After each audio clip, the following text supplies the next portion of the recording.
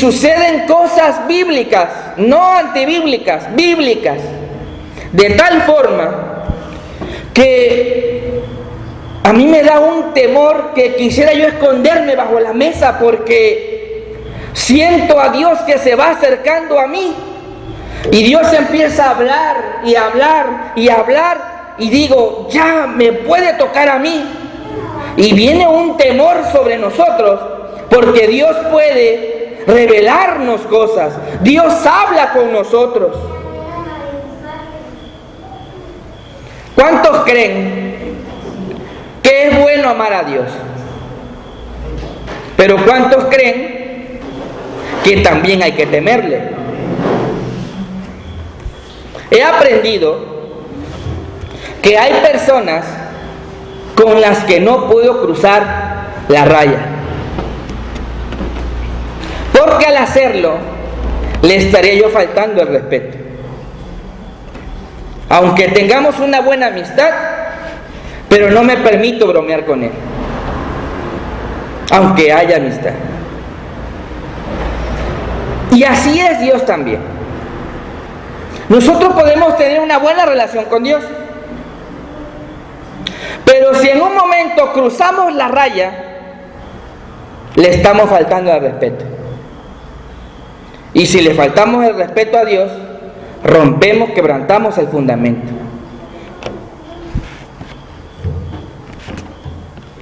Dios nos ama. La Biblia lo dice en toda su extensión. Dios nos ama. Pero llegamos un momento a meternos tanto que podemos caer en el exceso de faltarle respeto a Dios.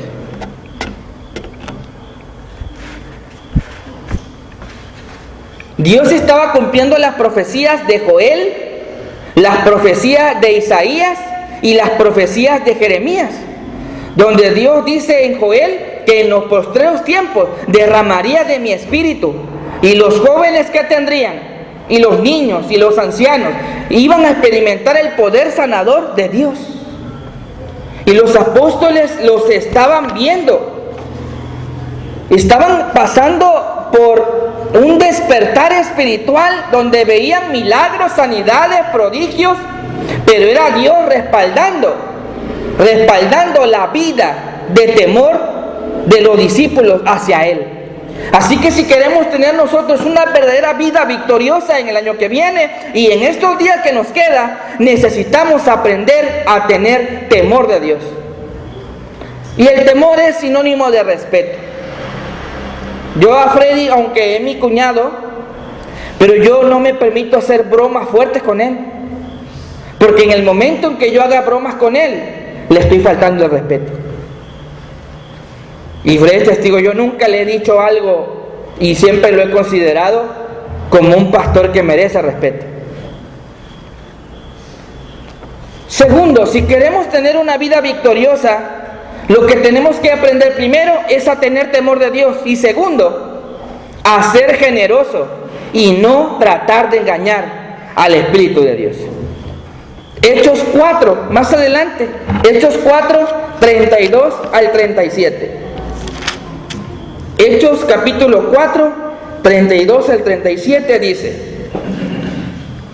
y la multitud de los que habían creído eran de un corazón y un alma, y ninguno decía ser suyo propio nada de lo que poseía, sino que tenían todas las cosas en común. Y con gran poder los apóstoles daban testimonio de la resurrección del Señor Jesús, y abundante gracia era sobre todos ellos. Así que no había entre ellos ningún necesitado, porque todos los que poseían heredades o casas las vendían y traían el precio de lo vendido y lo ponían a los pies de los apóstoles, y se repartía a cada uno según su necesidad. Entonces José, a quien los apóstoles pusieron por sobrenombre Bernabé, que traducido es hijo de consolación, levita, natural de Chipre, como tenía una heredad, la vendió trajo el precio y lo puso a los pies de los apóstoles. Si quieres tener una vida victoriosa, tenemos que aprender a ser generosos y no tratar de engañar al Espíritu. Tenían en común un espíritu. Vino sobre la iglesia un espíritu de generosidad sobre la iglesia, de tal forma que se unieron y que todas las cosas las tenían en común. Yo quiero explicar aquí, en estos días hay grupos, iglesias, que tienen como pretexto la iglesia para enriquecerse, para hacerse de cosas, para beneficiarse a ellos mismos, no para beneficiar al pueblo. Y aquí me permito decir, los recursos que nosotros usamos en la iglesia se ha usado para beneficiar a los hermanos. Yo le he dicho aquí, ha venido gente a este lugar de otros lugares o de paso, y aquí han sido liberados, sanados, restaurados, y se han ido con un corazón diferente cuando su corazón venía opacado. Él ha sanado a muchos, ha librado a muchos que tenían problemas, que vinieron a este lugar cuando ya no podían más, y Dios, que tiene la última palabra, les respondía, porque nos ama, porque ya no había más respuesta a ese problema humanamente. Y tenemos que aprender que si queremos ver un milagro de Dios, primero necesita que todos los recursos humanos se acaben, para que entonces entendamos que el único que nos puede ayudar verdaderamente es nuestro Dios. Amén. Pero siempre hay un pero. Todo va bien en la iglesia, pero siempre hay un pero. La iglesia va caminando, los hermanos van caminando, y de repente un pero. Siempre hay un pero, ¿verdad? Hechos 5, la famosa historia.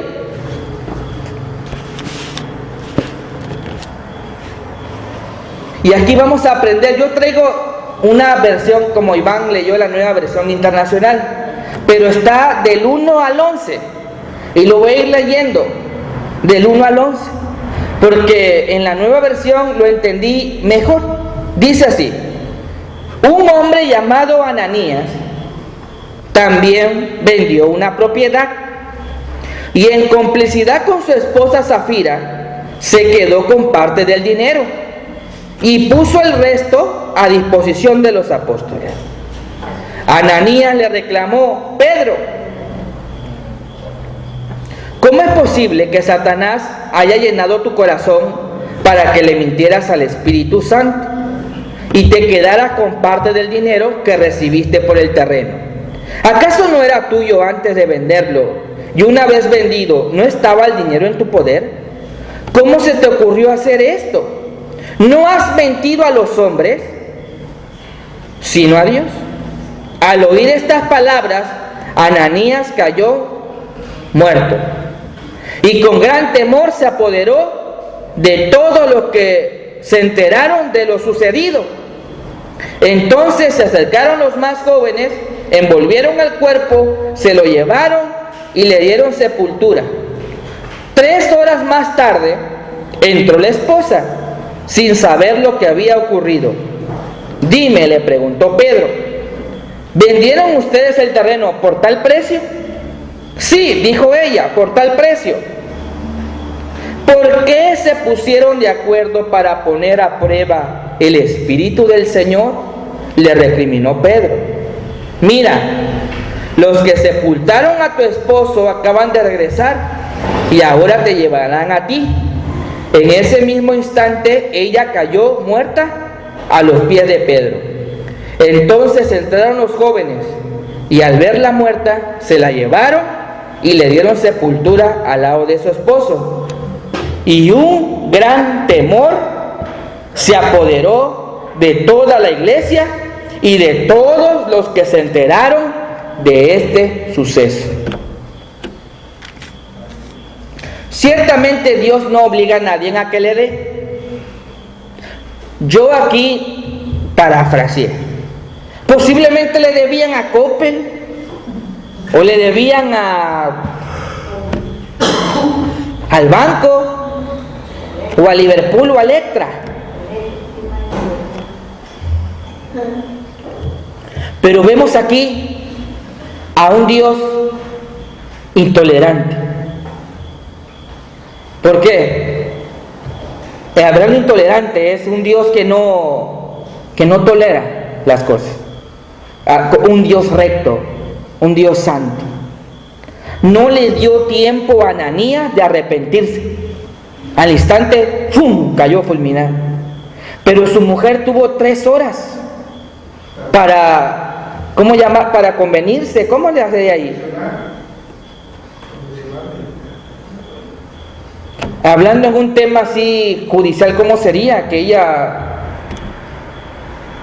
se retractara?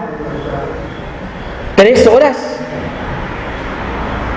pero no lo hizo. Y al final, ambos cayeron. La pregunta que me surge a mí es, ¿por qué Dios hizo esto? Porque fue Dios. No fue ni Pedro, nadie más, fue Dios. ¿Por qué Dios hizo esto?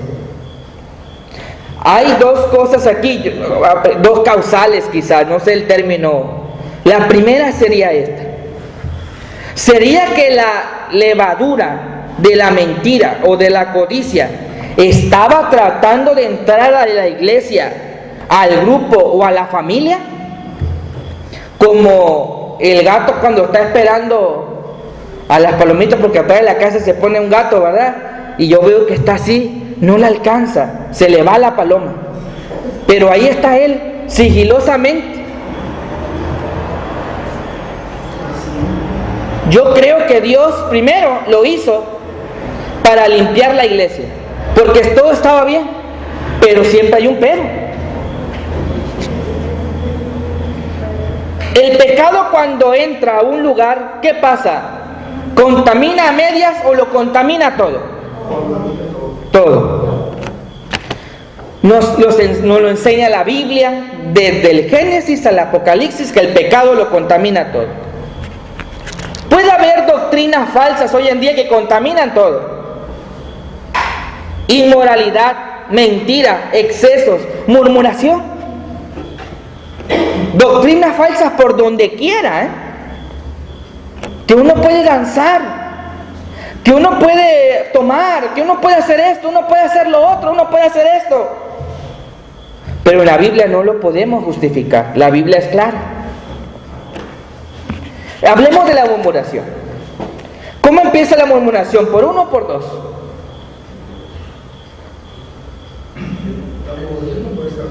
Puede ser 1, pero para que sea una buena, 2.